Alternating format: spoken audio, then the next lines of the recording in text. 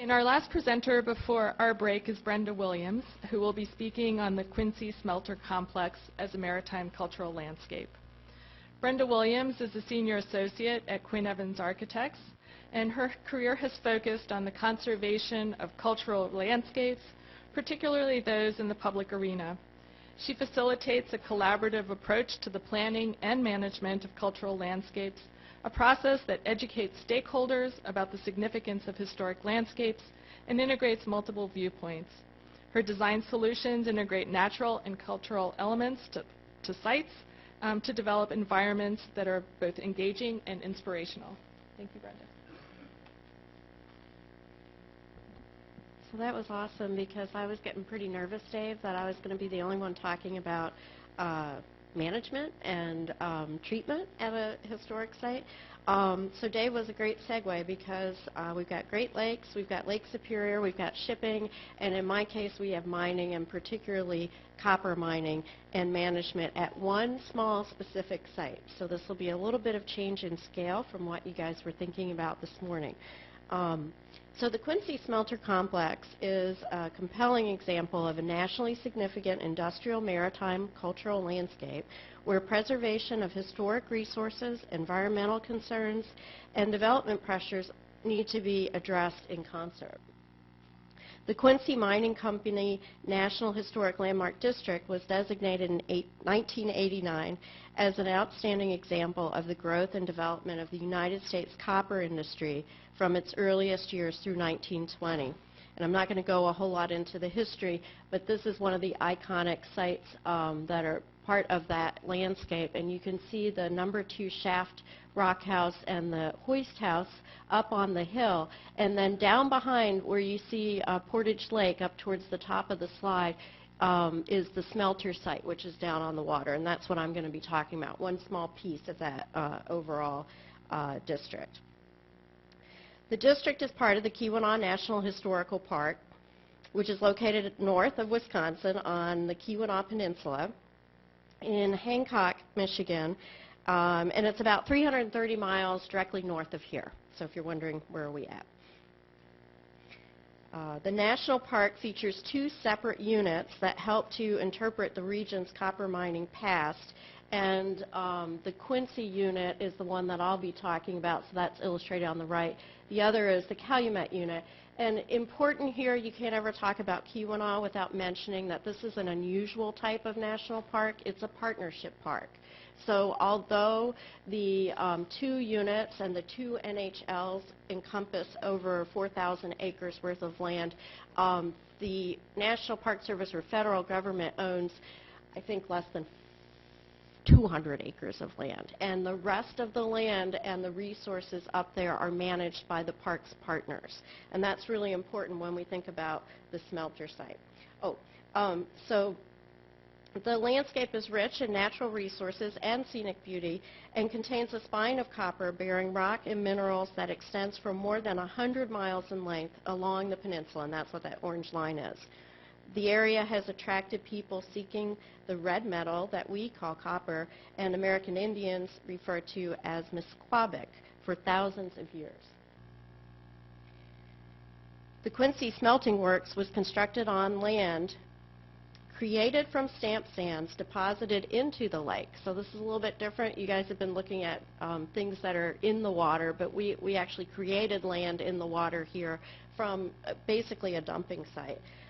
So it was a stamp mill operation in the 1880s, and in 1898 the original smelter for Quincy was opened, featuring a furnace building 84 feet by 144 feet with 4 reverberatory furnaces vented by 75-foot tall smokestacks. There were numerous other structures supporting the operation at that time, and the complex continuously expanded and upgraded until difficulties began in 1913. Although the smelter was closed in 1931, it reopened several times over the ensuing decades before, faced with increasing environmental regulations, and that's important, it closed permanently in 1971. In 1986, the Torch Lake Superfund site, including the Quincy Smelting Works, was established when the United States Environmental Protection Agency had concerns about heavy metal runoff into Portage Lake, which you can imagine the whole entire site was constructed from the stamp sands. The EPA undertook remediation of the shoreline and a large area that had been used for slag piles, and the area becoming shaded now is showing you where they were doing the remediation. The red line is important to note because that is where they put up a fence, and within that fence they did not do remediation, and so the idea here was to cap and contain, but to try to limit the amount of impacts that they had on the historic resources at the site. So we have here 3 layers of environmental concerns relating to the site, including the land itself, which was created from the dump stamp sands, the slag piles that are waste from the smelting process, and the industrial materials related to the operation of the buildings and the equipment on the property. Each of these is also a significant historic resource. So since typical approaches to mitigation of environmental concerns would create impacts to the historic integrity of the property, the EPA endeavored to minimize negative effects by capping the selected areas like I talked about and allowing others to remain intact. And what that means is that they then left dealing with those problems to future folks.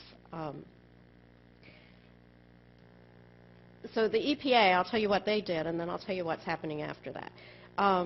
In the area that they addressed, they applied a 9-inch ground cover over the stamp sand in selected areas and planted turf in the location of where slag piles used to be. So that created a new green space on the waterfront. We've heard about that earlier this morning. What happens when you have a waterfront location, especially if you have some green there. So the local community got really excited and began really pushing to establish a large park. It really would, there was actually a movement to get rid of those big ugly buildings and make the park bigger. So the examples that Dinah talked about in Ashland and La Crosse I think are really relevant here. So the Keweenaw National Historical Park Advisory Commission purchased the property. Important here, this is not the National Park Service, it's the Advisory Commission. They purchased the property in 2014, and I think I forgot to say that the site was delisted. It's no longer a Superfund site, so that had to happen before the Advisory Commission purchased the land. And they have plans eventually to transfer, I mean, their hope is to transfer this property to the National Park Service. In order for them to do that, there are a number of issues that need to be addressed first. So there are concepts that have been developed for a joint visitor center on the property that would serve both the Keweenaw National Historical Park and Isle Royale National Park. And important here is, that Isle Royale National Park's headquarters are directly across Portage Lake right now, and that's just sort of a bunch of big metal buildings where the headquarters and the boats are that take people out to the actual island. The concept of bringing that headquarters across here would give a joint presence for the Park Service and would provide them the opportunity to use this property and to expand the headquarters for Isle Royale, but would also give a presence here to help manage the smelter site. In the meantime, though, the Commission is continuing to work to stabilize structures and to deal with remediation of contaminants, which is a continuous sort of issue. As they get in and start to work on the different structures, they're finding different things they need to address. The most recent one had to do with mercury, which was pretty interesting. And so as they're doing that, the Park Service is thinking about the long-term costs associated with the operation of the site and the maintenance of the site and how they move forward. And so what I'm going to do right now, because they've done some great work up there, I'm just going to pose the 3 questions that I have related to this site about what we're talking about today and tomorrow. And as I do that, I'll just page through a few of the images of the buildings and the equipment here. So I think my first question is, you know, based on what everyone's talked about this morning, I came up here to this podium wondering, is this a place that should even be considered as a maritime cultural landscape or not? Certainly it has ties to the Great Lakes shipping and also the industry, but it is already an NHL in its own right as part of the copper mining district. And so there's that question, you know, as you're thinking about maritime cultural landscapes, do they need to be way out in the water, or can they be things that are more attached to things on land? So that's one question. And whether or not the maritime lens is the appropriate lens for consideration of this type of site. The other question that's running through my mind is, in this case, I think a lot of what there was sort of an arbitrary area chosen by the EPA. It had all to do, I mean, I say arbitrary, it had all to do with the environmental concerns, but what they did do is put this fence around the buildings for lack of another approach. But part of that was because the landscape itself, when the NHL was nominated, there wasn't really a detailed list of what's contributing about this landscape. And so they did manage to save one large slag pile because they really made a case for this is a very important part. But you can see that other parts of the site are now looking very different and have a different look. And so that need to be able to address what is contributing, I think, is something we're hearing this morning. And then I have to do a plug because someone just a few minutes ago made the point that if the National Register had a property type for landscapes, that would be a really helpful thing for this type of site and many other sites as well. Oh, and then these are just a few of the equipment in there, which is just fabulous. And then I'll say thank you. I tried to go really fast. Hopefully I did.